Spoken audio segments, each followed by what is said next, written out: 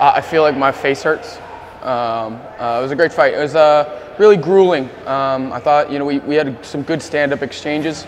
A lot of it was in the clinch.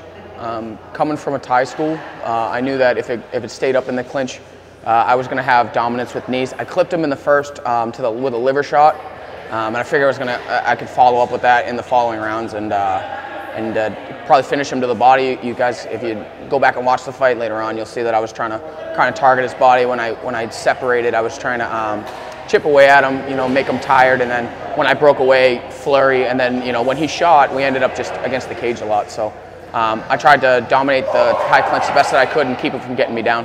So I felt in the first round we had an exchange in the clinch, the first clinch that we had where I touched him and I felt my knee touch his liver and he kind of crumbled at his knees a little bit, and I knew that was where I was going to be able to finish him. The whole camp, I knew that he had trouble with body shots, and that if being the heavier guy, it was going to be harder for him to hold my weight up and attack me at the same time.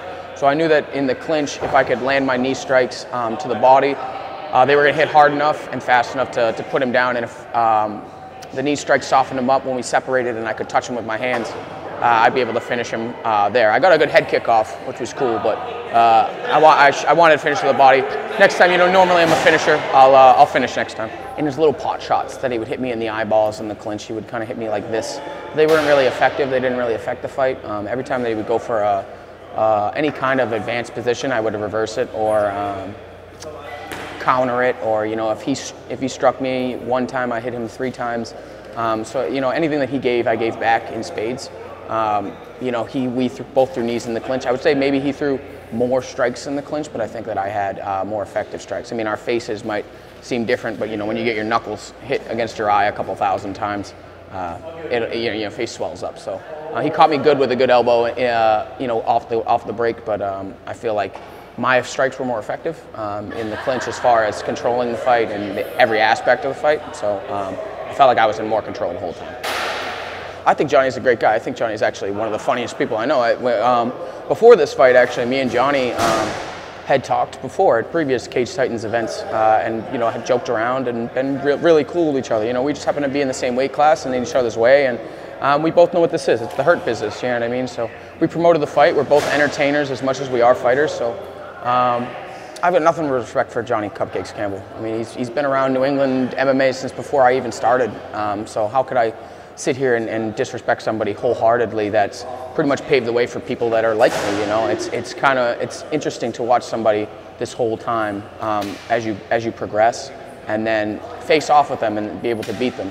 It's an honor to fight somebody that's been around for so long. It means everything, man. I mean, I've been doing this since I was a kid, so like, when I got in there and they said my name and all those people were yelling for me, I wanted to cry before the fight because, I'm not in the UFC, but like it was for a kid like me, it was like I did it, I did it now, and people really, I'm really here, and it's an amazing feeling, so I could cry right now because I've never had that, so to be a part of such a special event means a lot. So I'm taking the rest of the year off. Dan's a great guy. I know Dan, we get along fine, and Dan's a great competitor. I'm going to give my body some time to heal up. I'm going to just give myself a rest. If we can set it up for January, then I'm down for January. You know what I mean? Dan can come down to my weight class and then get sent back to wherever he was. This is my weight class. I'm not going anywhere. So Dan can say whatever he'd like or call whoever he'd like out. I'll come back, and let best believe that the next Jay Perrin is coming to finish and not win a unanimous decision. Shout outs to everybody that supported me, my crowd. It's the first time I've ever had a crowd. Sit Yo Tong, my boy, aunt, my mom especially.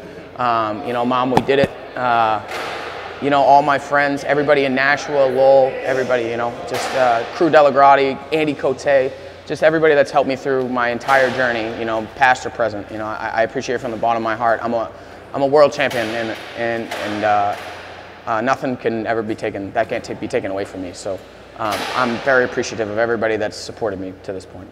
Awesome, thanks. Thanks, brother.